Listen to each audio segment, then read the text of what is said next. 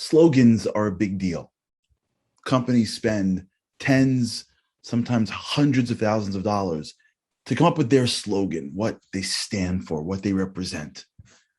Nike, just do it. It represents what Nike is, right? Apple, think different, right? It captures Apple, right? Wheaties, remember that cereal Wheaties we had years ago? I don't know if it's still around. The breakfast of champions, right? I want to be like Michael Jordan. When you have a slogan, it captures deep insight and identity. In this week's Torah portion, I believe, God didn't just create a command that he gave to Abraham. God gave us, I think, our slogan.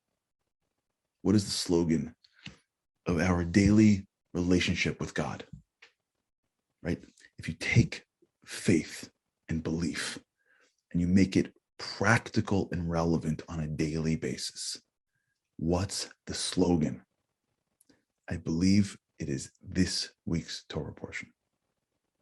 Let me explain.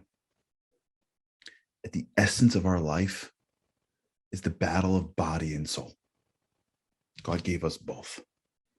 And we're in this world to make sure that the soul directs the body and the body doesn't pull down the soul. It is a tug of war. The body loves one thing more than anything: inertia. Objects resist change and motion. It is a physical law that physical things don't like to change. They don't like to move.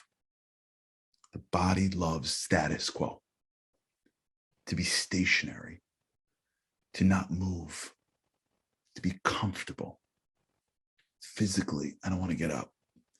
Emotionally, I don't want to deal with all of these conflicting feelings. Mentally, I have my beliefs. Why do I want to hear someone else's thoughts? Our bodies come into this world and our bodies try to convince our souls, don't push, don't try, don't do it. Stick the same way, don't exert, don't be uncomfortable. It doesn't matter what you should do. You can't. But God gave us a soul. That soul's job is to elevate the physical. And if there's one thing that the soul hates, is staying still. The soul wants to go. It wants to grow. It wants to move. It wants to change. It wants to connect. In many ways, the metaphor is a candle and the fire on top. The candle is the body, thick, physical, stationary. And that little wick, the little flame, just like searching to go up, pulling, moving every second. And what God does is God puts us in this world and he starts to throw us things. Obligation, temptations, challenges. Not because he's trying to, God forbid, hurt us. He's trying to get us to grow, to change. I thought it would be easy to get this job or get this or be married or have children or to try this thing out. I thought it'd be easy to be a leader of this shul or community. I thought it'd be easy for me to, I thought it would be easy. I thought it'd be comfortable. You're always being thrown something. Challenges, opportunities, mitzvahs, obligations, things not to do, things to do. Because what God is doing, in my belief, is he's trying to get us to go, to grow, to move, to change, to be always in motion. We're always doing something. We're always involved in something. We're always battling something. Because as we do it, we grow and grow and grow. This week's Torah portion, God hands us the slogan. 2 words. Lech Lecha. He tells Abraham, go. Abraham was 75 years old. He was a world-renowned figure.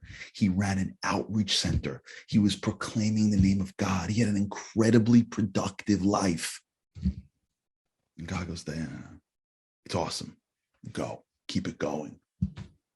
Change your direction. Here's a curveball. Go. And every single moment, of every single day, in my opinion, of every single person from the moment God said to the first ever Jew, Abraham, go, God tells us every single day, go forward, go. I'm throwing you a challenge. Push through it. Don't sit home. Push for that. Try for that. Wake up earlier. You can do it. Don't let up. Don't let in. Don't feel like you can't. Ask what you should, and trust me.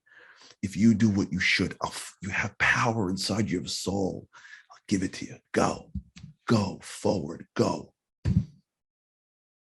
Every day we wake up in the morning and we should hear the whisper. God says, Lech, go. You got this. You can get through this. We can do this. When a Jew hears Lech every single day, that command that God gave Abraham, even if it gets hard, you keep on pushing. And when it gets easy, you start pushing. But there's one more piece of that expression. God tells Abraham, Lech Lecha. I know it may not look like it, but trust me, it's for your benefit. I know it sounds like it's not. I know I'm moving you around the whole area. I got it. But you want to know what belief really is? I'm pushing you to grow by throwing you a challenge, and I'm telling you, trust me, it's for your benefit. 5 years, 10 years, 100 years, you may see it at the end of your life. Know that every challenge I throw you is for you, Lecha. Every day, every moment, God whispers in our ear, Lech Lecha, go for you. I'm throwing you this curveball. I'm throwing you this challenge. I'm throwing you this opportunity. I'm shaking things up a little bit, not because I need it in heaven. I'm doing it for you. I know you may not know why. I know you may think it's too much. And with God's help, it should never be painful. When every day we hear God's voice, and we hear God's voice in our days, as our body says, don't go, stay, we hear God say, Lech Lecha, go for you. And every moment that we choose to go, when you collect those moments in one life and you connect them to the next life and you surround them by an entire nation, that's when we start to do crazy, amazing, wonderful things. A blessing to all of us is that we should never slow down. We should always have the confidence that whatever is thrown at us, it's God's way of saying, you can go through it. Go. This is for you. It's going to make you bigger. It's going to make you greater. Trust me. Keep on moving.